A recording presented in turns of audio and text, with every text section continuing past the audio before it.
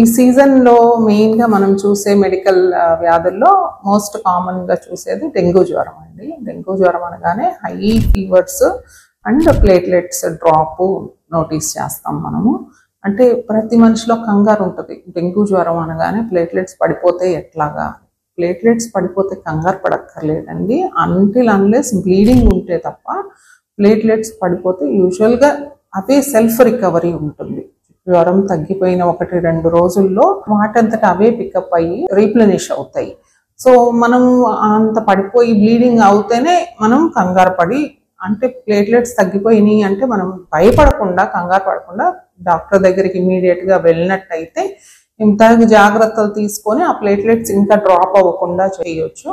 కొంతవరకు డ్రాప్ అయినా మనం ఎంతవరకు అబ్జర్వ్ చేసుకోవచ్చు అనేది డాక్టర్ డిసైడ్ చేస్తారు. సో మీరు ప్లేట్లెట్స్ పడిపోతున్నాయని కంగారు పడాల్సిన అవసరం లేదు.